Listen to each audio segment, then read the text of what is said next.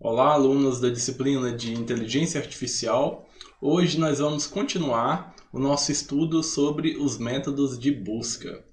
Diferente da aula anterior, onde a gente viu a busca cega, também chamada de busca não informada, aqui nessa aula a gente vai ver os métodos baseados na busca informada, ou seja, é o tipo de busca onde você tem algum tipo de informação relevante que possa te ajudar a efetuar essa busca.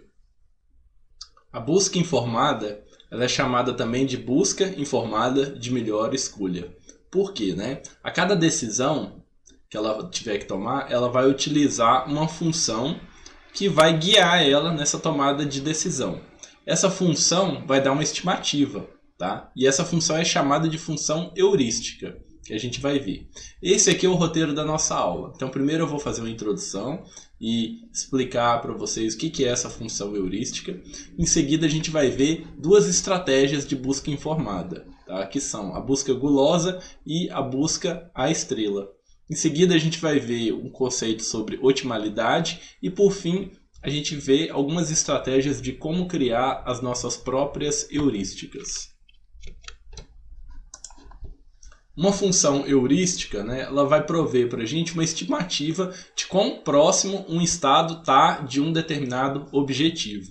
Tá? Então, uma função heurística ela tem que ser projetada para um problema específico. Tá? Não existe assim uma função heurística geral que vai resolver todos os problemas.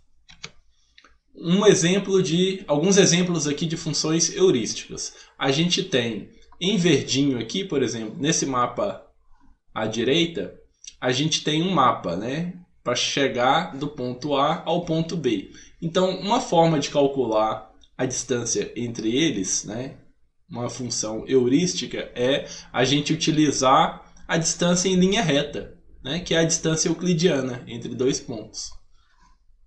Outra forma também é a gente utilizar a distância de Manhattan. Tá? A distância de Manhattan é como se fosse assim, a gente quer saber a distância entre dois pontos, mas a gente vai calcular ela como se fosse uma pessoa andando entre as quadras de uma cidade. Tá? Então essa é a distância de Manhattan aqui em roxo. E em verde, a distância euclidiana, entre dois pontos. Se a gente fosse aplicar essas heurísticas no nosso problema lá do Pac-Man, o que a gente teria?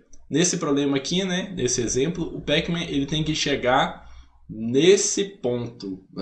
Mas aí como que a gente sabe se um estado, uma posição, está mais próximo ou não desse ponto, do nosso objetivo? Aí para a gente aplicando a distância de Manhattan, a gente poderia calcular ela assim. Ou a gente poderia calcular a distância euclidiana. A gente pode ver aqui que nenhum dos dois vai levar à solução, porque a gente não consegue passar pelas paredes aqui, mas eles dão uma estimativa para a gente. Outra aplicação, exemplo de heurística aqui, é também a distância euclidiana entre dois pontos, aplicado no nosso problema do mapa, do viajante lá que quer conhecer as cidades da Romênia, mas ele quer sair de Arad, por exemplo, e chegar em Bucareste. Tendo o mapa em mãos, por exemplo, a gente consegue calcular, pelo menos ter uma previsão de qual a distância de cada cidade para a cidade de Bucareste. Então é isso que a gente poderia utilizar aqui.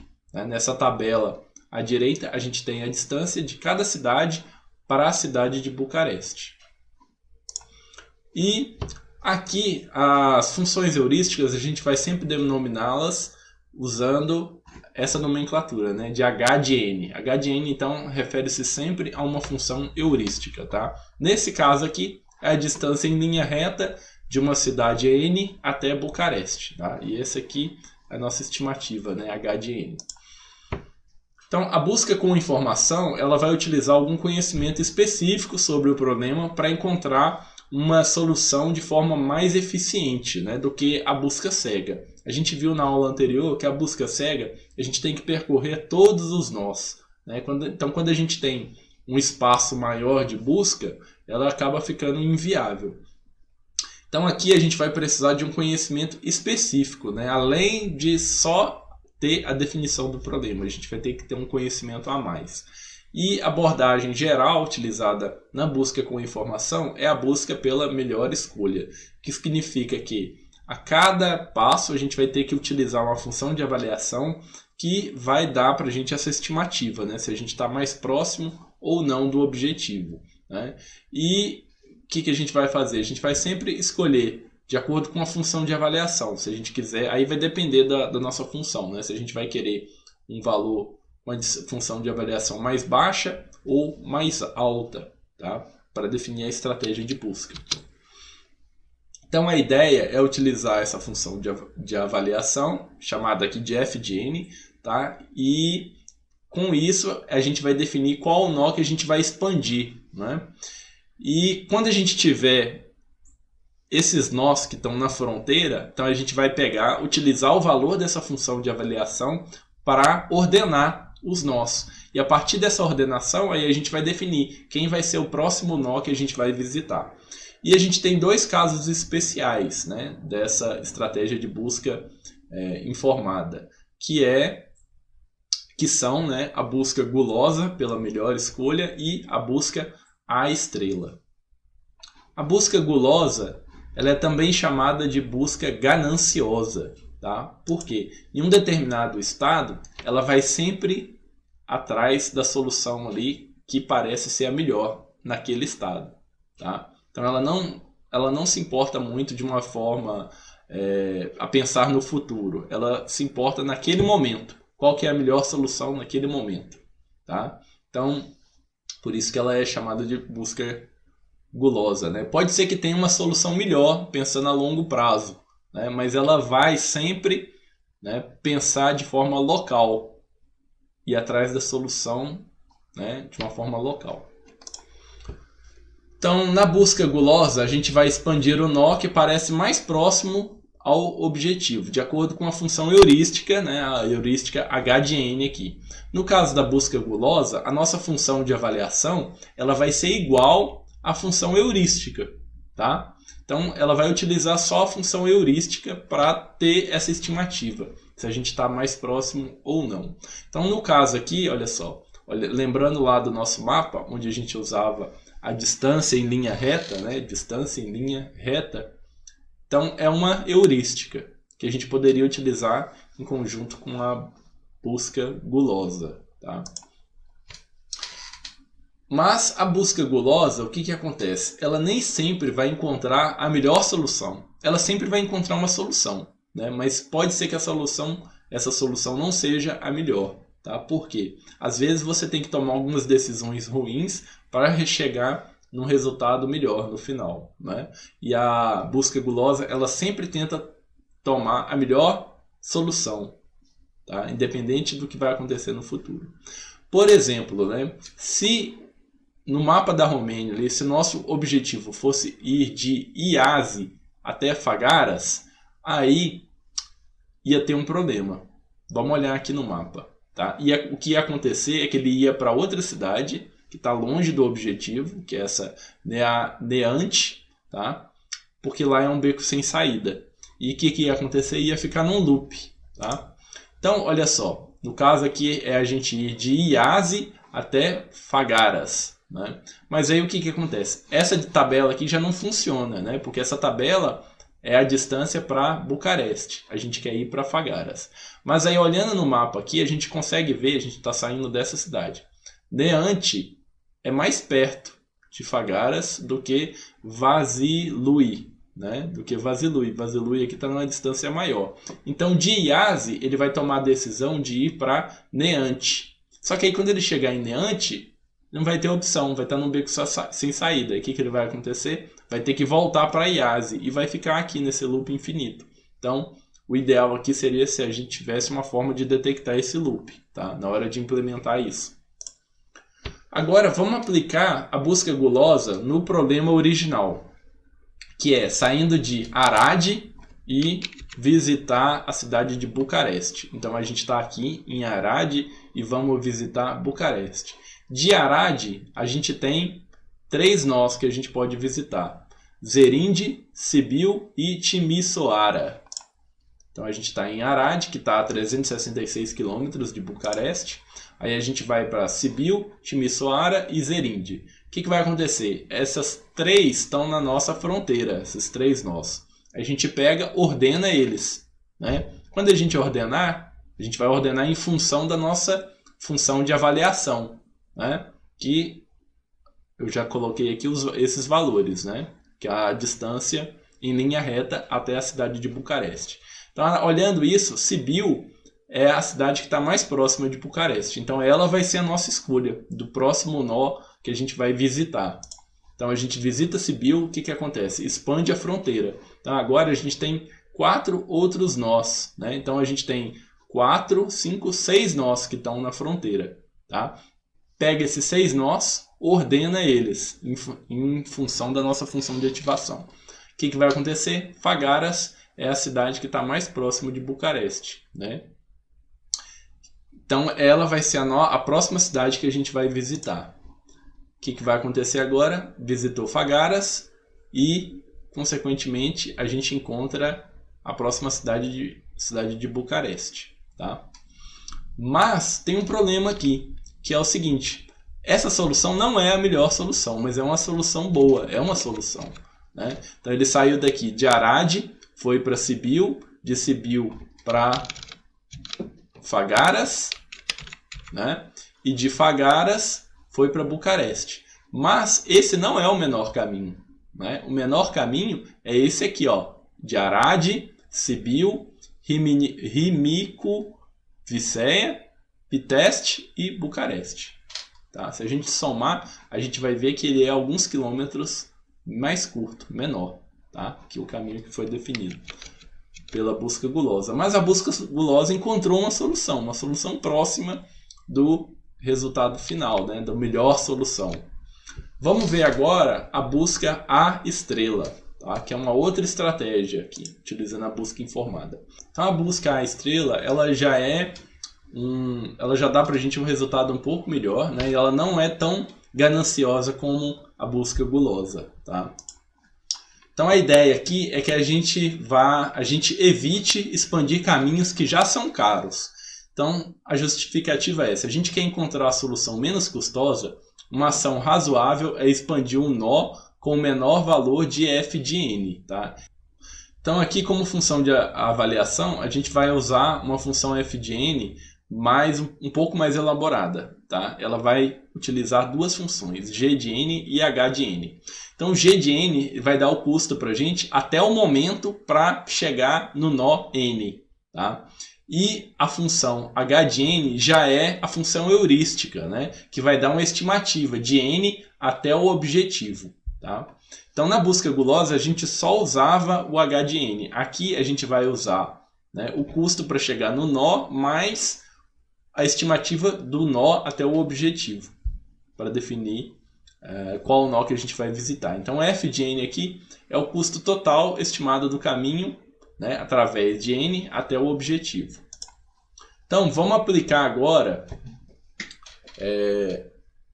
o algoritmo de A estrela no problema da Romênia, né, saindo de Arad até Bucareste. O que vai acontecer?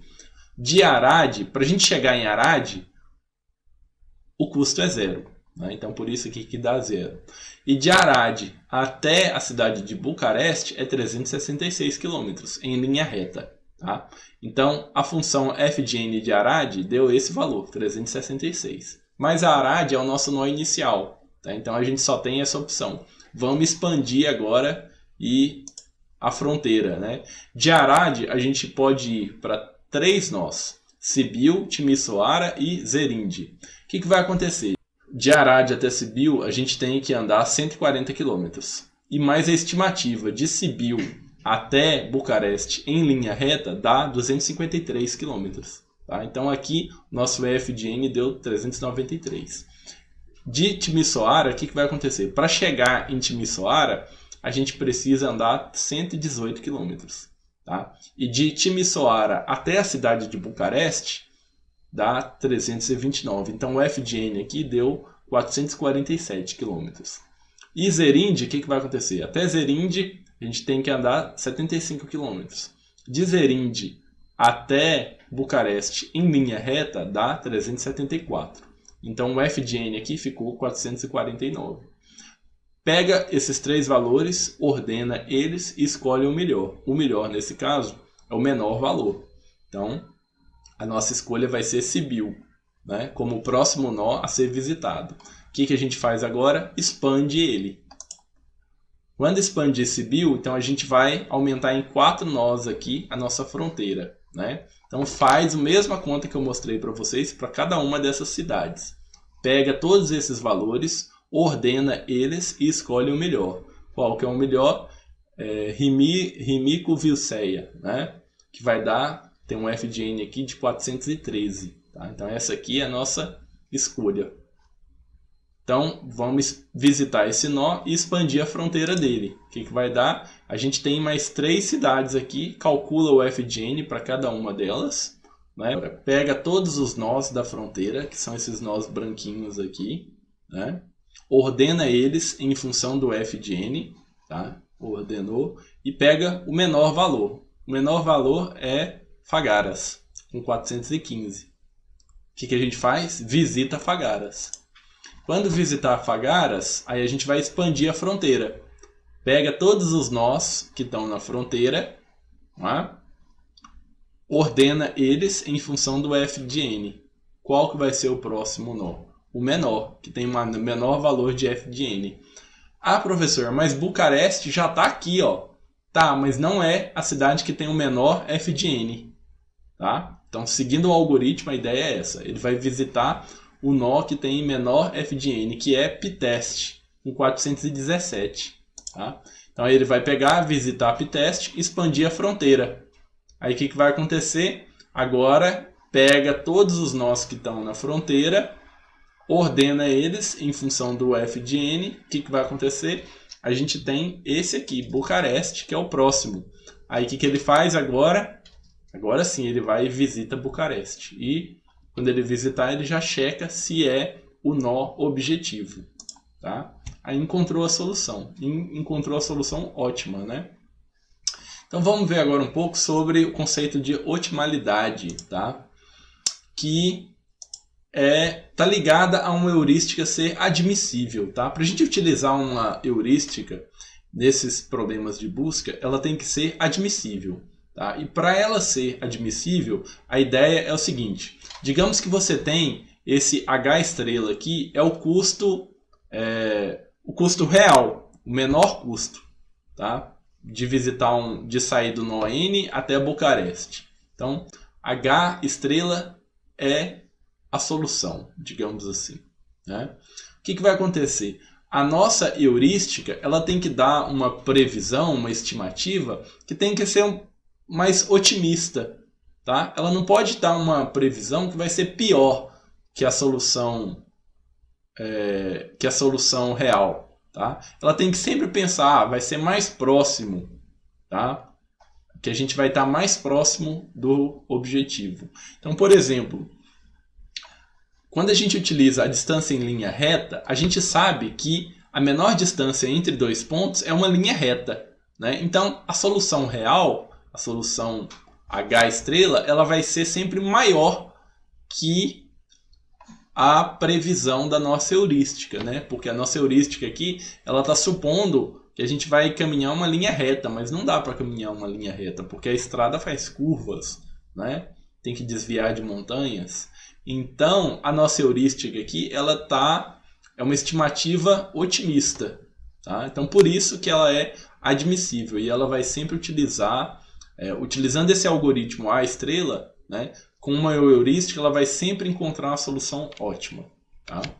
Então, as heurísticas inadmissíveis, né, isso é, as que são pessimistas, elas vão comprometer a nossa função de busca a encontrar a melhor solução. Tá? E já as heurísticas admissíveis, isto é, as que são otimistas, elas vão desviar, digamos assim, dos planos ruins. Tá? Porque elas vão sempre superestimar os custos. Analisando o problema do quebra-cabeça de 8 peças, vamos analisar 2 heurísticas aqui que a gente poderia utilizar.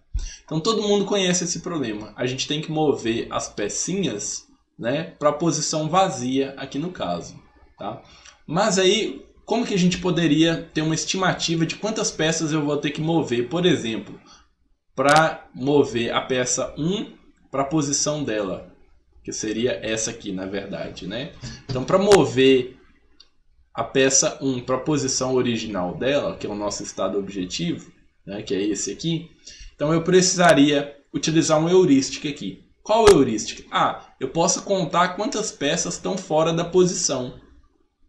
Ou eu posso utilizar a distância de Manhattan, né, que seria somar, né, todas as distâncias, para colocar as peças nas posições. Tá? Então, no caso aqui, olha só, quantas peças, analisando esse estado inicial aqui, quantas peças fora do estado objetivo a gente tem? A gente tem essa, 1, 2, né, 3, 4, 5, 6, 7, 8 peças. Então, essa função heurística dá uma estimativa para a gente de quão longe ou perto esse estado está. Utilizando a distância de Manhattan, o que ia acontecer? A gente ia somar para cada peça, a gente ia somar quantos movimentos eu tenho que fazer, calculando a distância de Manhattan, né, da posição atual até a posição objetivo. Então, por exemplo, o 1 ele tem que vir para essa posição. Utilizando a distância de Manhattan, a gente tem que mover 1, 2, 3 vezes. Né? O 2 ele está nessa posição. Eu tenho que mover ele uma vez. Tá? Então, mais 1. E eu faço isso para todas as peças e somo até atingir esse resultado, que dá 18. Tá? São duas heurísticas que a gente poderia utilizar para resolver esse problema. Então, nesse caso, as duas heurísticas elas são admissíveis. Por quê? A gente sabe que a heurística 1 ela é muito otimista. Né? Na verdade, eu vou ter que mover muito mais, eu vou ter que executar muito mais que 8 passos para colocar todas as peças na posição. Né? Mas ela já dá para a gente uma previsão aqui otimista. A mesma coisa, a heurística 2 também ela é otimista. Então as duas são heurísticas admissíveis. E o que acontece? Só que H2, a gente vai, quando a gente analisar, o valor da estimativa da minha heurística H2, ele é sempre, né, maior que a estimativa da heurística H1. Mas se a gente comparar H2 com o resultado real, o número de passos que a gente precisa, a gente percebe que é menor que o número de passos, né, H2. Por isso a gente pode dizer que H2 é admissível. Né? Mas como a previsão de H2 ela é menos otimista, digamos assim, que H1, a gente diz que H2 domina H1. Tá? E nesse caso, pensando nessa dominância, a gente pode entender a dominância como eficiência na hora de encontrar a solução. Então a gente pode entender que H2 ele é mais eficiente que H1, a nossa função heurística. Tá? Mesmo ela sendo menos otimista. Tá? Então aqui menos otimismo significa que a gente vai ter uma maior eficiência, né? Considerando que elas vão ser admissíveis.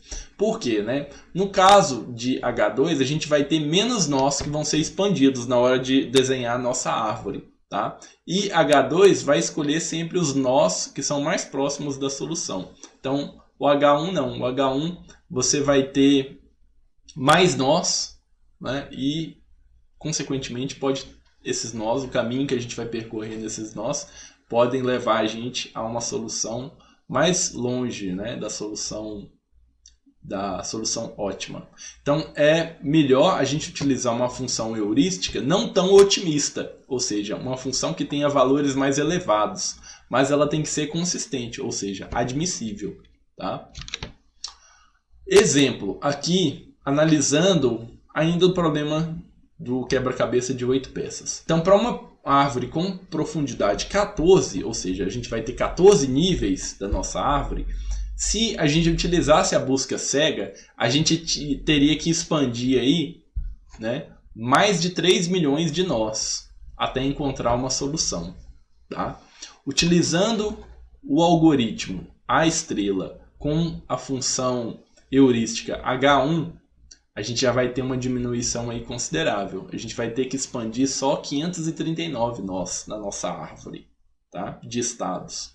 E utilizando a heurística H2, a gente vai precisar expandir 113 nós. Isso é até encontrar uma solução. Tá? Ou seja, a gente viu que H2 vai ter um resultado melhor que H1, que é melhor que a busca cega. Tá? Agora, se para chegar numa solução a gente precisasse aí criar uma árvore com 24 níveis, né? 24 níveis de profundidade, o que aconteceria? Utilizando a busca cega, a gente ia precisar aí expandir mais de 500 bilhões de nós. Totalmente inviável. Né?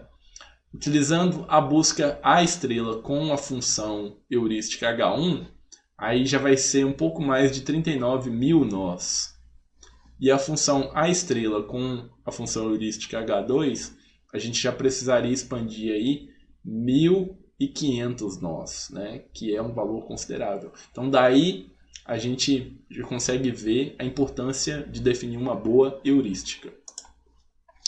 Agora, como que a gente faz para criar boas heurísticas, né? Quando a gente tiver um problema? Então a gente tem aqui 3 estratégias genéricas, né, para definir uma função heurística. A mais simples dela é relaxar o problema. A primeira, né, a primeira estratégia que a gente pode utilizar é tentar relaxar o problema, ou seja, tentar propor uma solução para uma versão mais simples do problema. A outra é utilizar alguma informação estatística e outra identificar atributos relevantes do problema e usar aprendizagem. Tá? Na hora de relaxar o problema, o que vai acontecer? A gente precisa simplificar o problema e tentar propor uma solução ali. Essa solução, né, para esse problema mais simples, já vai ser uma heurística. Tá? E como essa solução está propondo uma solução para um problema mais simples, um problema relaxado, então vai ser já uma estimativa aí uma estimativa otimista, né, digamos assim. Então ela vai ser uma função heurística admissível. Então, para o problema do quebra-cabeça de 8 peças, H1, a função H1 é como se a função heurística H1 que a gente viu, né, que é só contar quantas peças estão na posição errada, é como se a solução fosse o seguinte: ao invés de ter que mover as peças, eu posso simplesmente tirar uma peça e colocar ela na posição correta.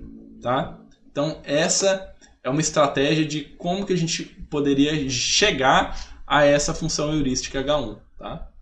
No caso da H2 é o seguinte: eu posso mover as peças, mas e se eu pudesse mover as peças, mas sem ter que deslocar as outras? Né? Então isso é um relaxamento do problema. Tá?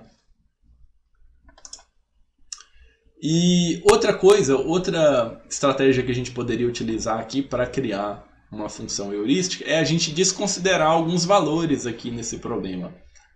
Vamos pegar aqui só 4 valores e tentar propor uma solução para esses 4 valores. Ignora os outros.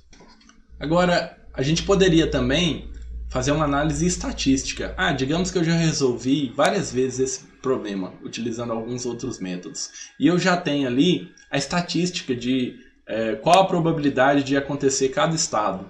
Né? Então eu já poderia usar essa informação estatística também para propor soluções melhores, tá? Funções heurísticas. A mesma coisa se a gente tivesse também essa informação extra, a gente poderia utilizar alguns métodos de machine learning, por exemplo, né, de aprendizado de máquina, para propor algumas soluções aí que não seriam soluções exatas, né, mas seriam soluções próximas do resultado ótimo.